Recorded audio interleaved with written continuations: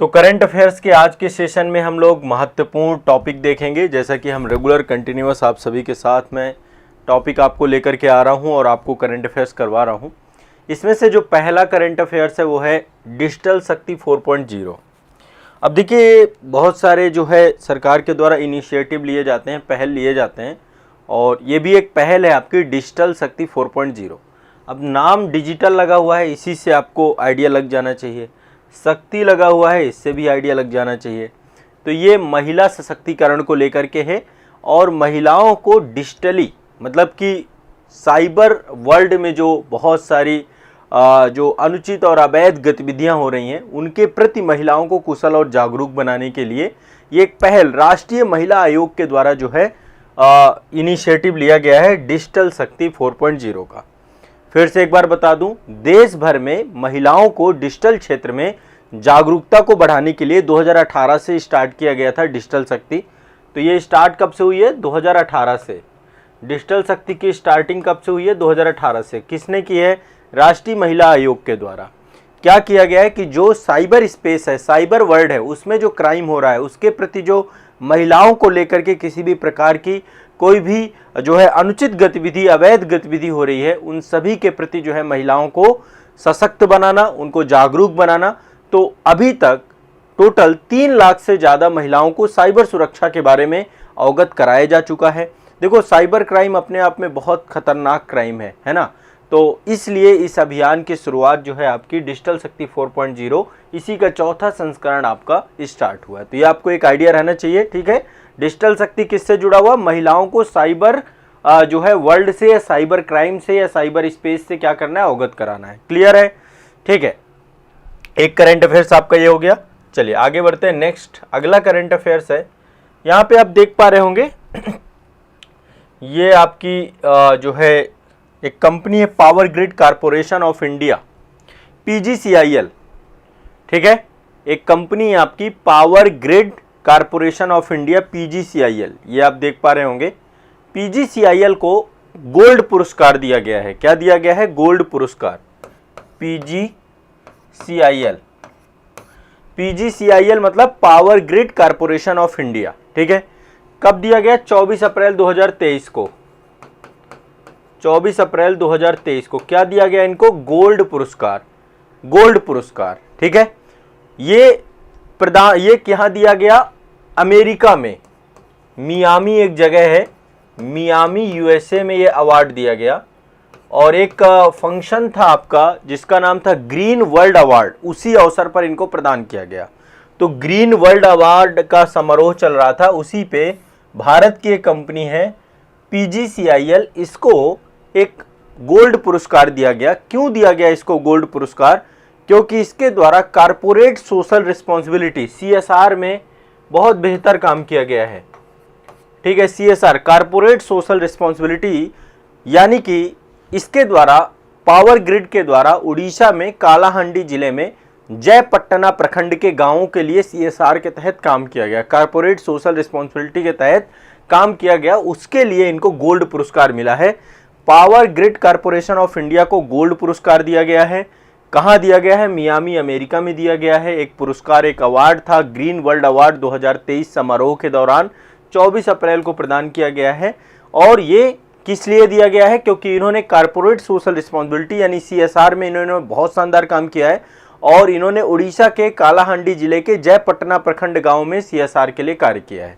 तो एक ये याद रखिएगा, PGCIL को लेकर के एक ये अवार्ड मिला है इनको। सभी को क्लियर है ये करंट अफेयर्स? ठीक है, आगे चलते हैं। ये जो है प्रख्यात लेखिका हैं, इनका नाम है शिव शंकरी। क्या नाम है? तमिल लेखिका है ये, इनका नाम है शिव शंकरी। इनको जो है सरस्वती पुरस्कार मिला है। कौन सा पुरस्कार? सरस्वती। 32वां सरस्वती सम्मान दिया गया है इनको। 32वां सरस्वती सम्मान दिया गया है, ठीक है, ये ध्यान रखिएगा। 32वां सरस्वती सम्मान 2022 का दिया गया है इनको। 32वां सरस्वती सम्मान 2022, ठीक है। तो मार्च 2023 में ही इसकी घोषणा की गई थी। घोषणाकर्ता संस्था जो है वो के बिड़ला फाउंडेशन है। कौन सी है? के बिड़ला फाउंडेशन, ठीक है। इन्होंने एक रचना लिखी है सूर्यवंशम।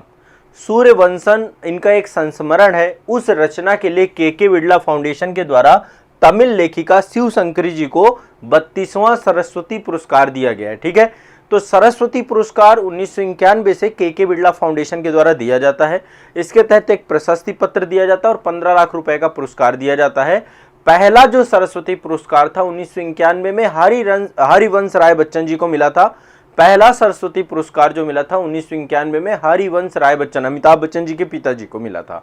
और 31वां सरस्वती पिछले वर्ष वाला रामदरस मिश्र को मिला था। किसको मिला था? रामदरस मिश्र को।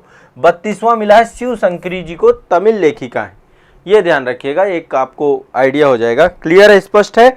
शिव शंकरी तमिल लेखिका है, इनको मिला है आपका जो है आपका 32वां सरस्वती पुरस्कार। 32वां सरस्वती पुरस्कार इनको दिया गया है। आगे बढ़ते हैं, नेक्स्ट अगला करंट अफेयर्स।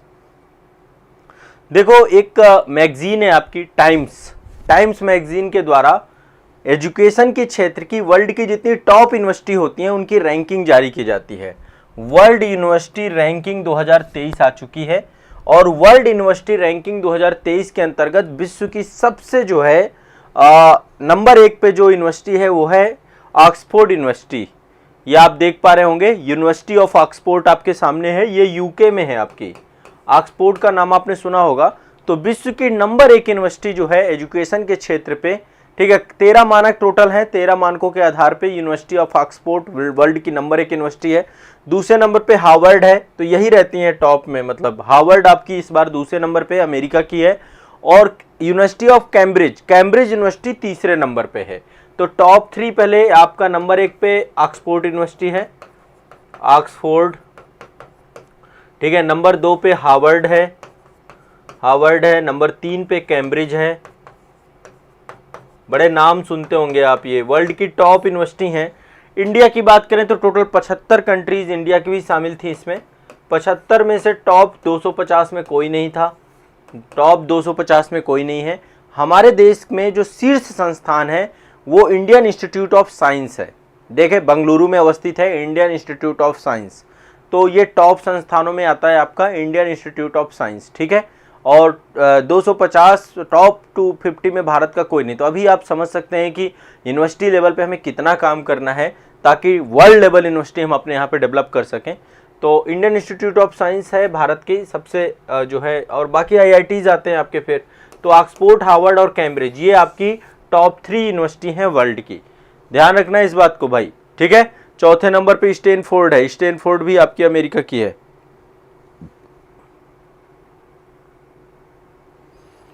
क्लियर है ना भाई सब कुछ? चलो आगे बढ़ते हैं। ये ऑक्सफोर्ड यूनिवर्सिटी आपके सामने है। हार्वर्ड का कैंपस कुछ इस तरीके से दिखता है ना।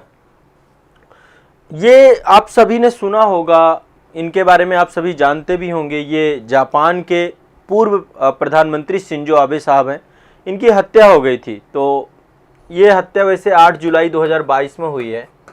8 जुलाई 2022 को ये एक चुनावी सभा में थे और नारा शहर में ये चुनावी सभा कर रहे थे। वहीं पर जो है एक पर्सन था जिसका नाम था तेत्सुयाबा यामागामी।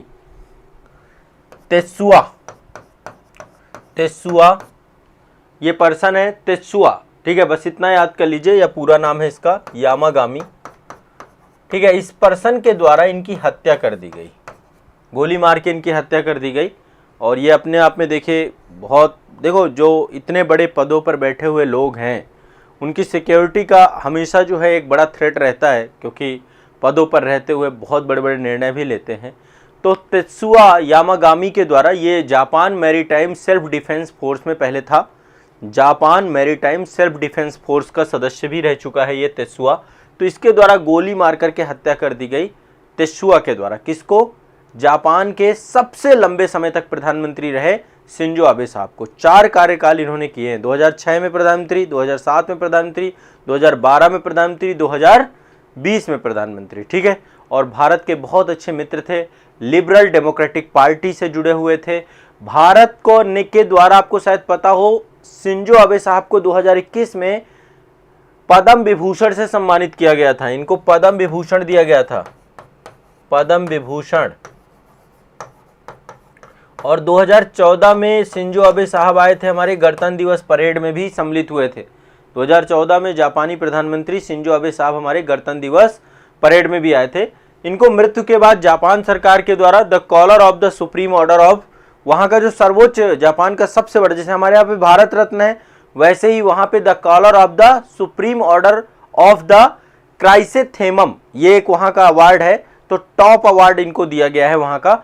तो ये ध्यान रखिएगा। शिंजो अबे साहब की हत्या कब हुई है? 8 जुलाई 2022 को गोली मार करके एक चुनावी सभा में ये जो है शिरकत कर रहे थे, वहीं पर इनकी हत्या कर दी गई थी।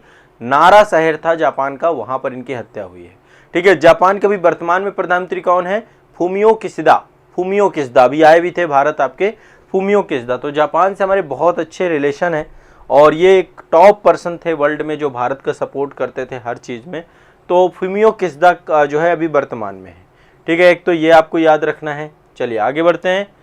आराम से एक एक होता जा रहा है ना, कोई टेंशन तो नहीं है ना, सिंपली आपको सब चीज़ें समझ में आ रही है। एक बार कमेंट सेक्शन पे आ जाओ भाई, 1 मिनट के लिए। सब लोग लिख पाते हैं वैसे मुझे अच्छा लगता है। बहुत सारे बच्चे आप में से नोट्स अपने दिखाते हैं मुझे, नोट्स वगैरह थोड़ा सा ग्रुप वगैरह में भेज दिया करिए। तो मतलब करंट के मैंने देखे नोट्स बहुत अच्छे से बना रहे हैं आप लोग, शॉर्ट में नोट्स बना रहे हैं और नोट्स मतलब अच्छा है, मतलब आप लोग यही चाहिए। देखो जो मैं जितना आपको दे रहा हूँ ना, इतनी इन्फॉर्मेशन चाहिए। कई जगह पे मैगजीन में, कई जगह पे बहुत एक्सेस इन्फॉर्मेशन होती है, फिर वो किसी काम की नहीं होती है। ठीक है, वो उतना याद भी नहीं रहता, रिकॉल नहीं हो पाता है। और ये क्या है, इतना सफिशेंट है, मतलब इतनी इन्फॉर्मेशन यदि आपने रिकॉल करके अपने दिमाग में रख ली ना तो काम हो जाएगा। ठीक है, बहुत बढ़िया, very good. UPSC dream girl, Rai Suman ji, Maya Yadav ji, Isha ji, Deepak Yadav ji, हाँ लिख लेते हो ना सभी लोग, जितना बोलता जाता हूँ लिखता जाना। चंदन कुमार जी, ठीक है। करंट अफेयर्स की क्लास में काफ़ी बच्चे जुड़ रहे हैं और अच्छा लग रहा है, आप लोगों को बेनिफिट भी हो रहा है इससे, एक कॉन्फिडेंस आ रहा है। मैं सुबह की करंट अफेयर्स ये क्लास ये सेशन आपका हमेशा रहेगा। बस अब आप लोग बस कंटिन्यूअस रहिएगा, आप लोग किसी तरीके से कोताही मत बरतिएगा, मैं मेरे तरफ से कोई वो नहीं रहेगा। नेक्स्ट आगे चलते हैं। अगला है आपका, ये संयुक्त राष्ट्र अमेरिका में गांधी संग्रहालय बनाया गया है। यूएसए में क्या बनाया गया है? गांधी संग्रहालय। क्या बनाया गया आपका? महात्मा गांधी म्यूजियम। तो ये पहला बनाया गया है।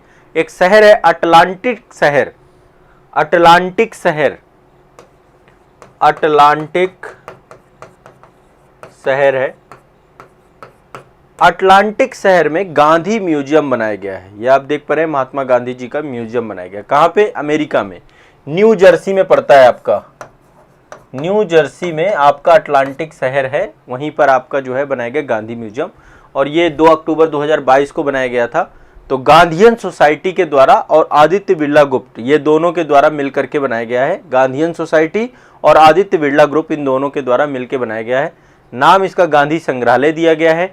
और ये महात्मा गांधी और उनके जीवन से जुड़े हुए संदेशों के प्रति इसको पूरी तरीके से कि लोग उनसे प्रेरणा ले पाएं। तो राष्ट्रपिता महात्मा गांधी को संयुक्त राष्ट्र अमेरिका में ये पहला भारत का संग्रहालय, भारत द्वारा डेवलप पहला संग्रहालय है। तो गांधीयन सोसाइटी और आदित्य बिरला ग्रुप के द्वारा ये संयुक्त प्रयासों से अमेरिका के न्यू जर्सी में अटलांटिक शहर में क्या बनाया गया है? आपका संग्रहालय बनाया गया। ये भी ध्यान रखिएगा, भारत के द्वारा बनाया गया पहला संग्रहालय है ये। अब ये एक बहुत इंपॉर्टेंट सेगमेंट है, बहुत इंपॉर्टेंट इशू है ये आपका, समलैंगिकता का मामला। आपको पता है एलजीबीटी कम्युनिटी है और समलैंगिकता को लेकर के सुप्रीम कोर्ट के द्वारा भी 2018 में एक जो है एक्ट आया था। तो अब अंतर्राष्ट्रीय स्तर पे एक्ट मतलब जो है उनका सुप्रीम कोर्ट का एक ऑर्डर था, आदेश था। तो अमेरिका ने समलैंगिक विवाह को कानूनी मान्यता प्रदान कर दी है, अभी दी है 13 दिसंबर 2022 को। 13 दिसंबर 2022 को अमेरिका ने समलैंगिकता विवाह को कानूनी मान्यता दे दी है। ठीक है, ये ध्यान रखना है। अमेरिकी राष्ट्रपति जो बाइडेन ने 13 दिसंबर 2022 को समलैंगिक विवाह को कानूनी मान्यता प्रदान कर दी है और समलैंगिक विवाह का जो विधेयक था उस पर हस्ताक्षर कर दिया है। ठीक है, तो ये ध्यान रखिएगा। 8 दिसंबर 2022 को वहां के अमेरिकी संसद, जिसको हम कांग्रेस कहते हैं, उसके द्वारा इसको पारित कर दिया गया था। और पारित करने के बाद जो है इस पे वहां के राष्ट्रपति के हस्ताक्षर हो जाने से अब ये कानून में बदल गया है। तो समलैंगिकता अधिनियम पे अमेरिका के द्वारा क्या कर दिया कि वहां पे अब अमेरिका में मतलब समलैंगिक विवाह क्या हो गए? लीगल हो गए। ठीक है, तो अब देखिए इससे पहले वहां पे 1996 का एक्ट था और उसमें विवाह को लेकर के पहले यही रूल थे कि कोई पुरुष और महिला के बीच में वैवाहिक संबंध स्थापित हो सकते हैं, लेकिन समलैंगिक एक्ट आ जाने से अब कोई भी पुरुष पुरुष के साथ विवाह कर सकता है। यानी कि समलैंगिक विवाह का मतलब है समान लिंग के दो व्यक्तियों के बीच होने वाले विवाह को समलैंगिक विवाह किया जा सकता है। पुरुष पुरुष के साथ या महिला महिला के साथ विवाह कर सकती है, ये आपके समलैंगिक विवाह होते हैं। ठीक है, समलैंगिकों को आम बोलचाल में LGBTQ कम्युनिटी कहा जाता है। LGBTQ कम्युनिटी एक अपने आप में कम्युनिटी है जिसको लेकर भारत के सर्वोच्च न्यायालय ने भी 6 सितंबर 2018 को एक आदेश पारित किया था। ठीक है, थोड़ा सा ध्यान रखना है, ये सब बहुत सेंसिटिव मुद्दे हैं इंटरनेशनल लेवल पे जिनको अभी राइट मिल रहा है, जस्टिस मिल रहा है। LGBT कम्युनिटी बहुत लंबे समय से हमेशा से एग्जिस्ट करती आई हुई है, लेकिन इनके अधिकारों को लेकर के कभी कोई डिस्कशंस नहीं थे। तो उच्चतम न्यायालय, हमारे भारत में उच्चतम न्यायालय के द्वारा 6 सितंबर 2018 को एक केस लिख लीजिएगा, नवतेज सिंह जौहर बनाम भारत संघवाद। नवतेज सिंह जौहर बनाम भारत संघवाद। कई सारे केस फाइल किए गए थे, कई सारे केस जो है सुप्रीम कोर्ट में थे, उन सभी में से नवतेज सिंह जौहर बनाम भारत संघवाद के ऐतिहासिक निर्णय में यह फैसला समझाया गया था कि आईपीसी की धारा 377 जो कि समान लिंग को के तौर पे जो है ये इसको इलीगल घोषित कर दिया गया था, अवैध घोषित कर दिया गया था। आईपीसी की धारा 377 को असंवैधानिक घोषित कर दिया गया था। ठीक है, यह धारा समलैंगिकता को अपराध घोषित करती थी, अब ये नहीं है।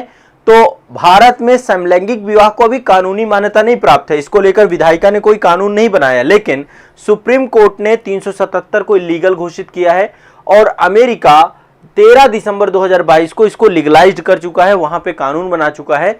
यहां पे एक बात और आपको बता देता हूं, नीदरलैंड समलैंगिक विवाह को कानूनी मान्यता देने वाला विश्व का पहला देश है। ध्यान रखिएगा, 1 अप्रैल सन 2000 को, आज की बात नहीं, आज से 23 साल पहले नीदरलैंड, ऐसे नहीं इन कंट्री का टॉप में आता है, फिनलैंड, नीदरलैंड, सब टॉप कंट्रीज क्यों रहती हैं? क्योंकि यहाँ पे राइट्स को लेकर बहुत अवेयरनेस है। जो आज दुनिया राइट दे रही है, ये कंट्रीज पहले से राइट दे चुकी हैं। तो नीदरलैंड समलैंगिक विवाह को मान्यता देने वाला विश्व का पहला देश है। 1 अप्रैल सन 2000 को समलैंगिक को विवाह को कानूनी मान्यता दे दी थी।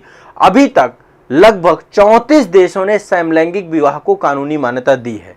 तो अब लगातार LGBTQ कम्युनिटी जो आपकी है उसके लिए ये आप देख सकते हैं, यहाँ पे एक ये आप देख रहे होंगे ना ध्वज है, ये LGBTQ कम्युनिटी का जो है रिप्रेजेंटेशन है। इसमें जो है आपके टोटल आप देखेंगे तो 8 जो है कलर हैं। ठीक है, ये वाला ध्वज ये समलैंगिकता को लेकर के ये दिखाता है। तो ये आप ध्यान रखिएगा। क्लियर है, स्पष्ट है सभी को? सभी लोग ये टॉपिक समझ गए?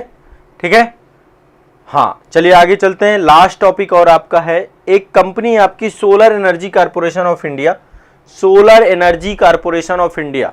ठीक है, इसी को बोलते हैं सेकी बोलते हैं, माफ करिएगा, सेकी।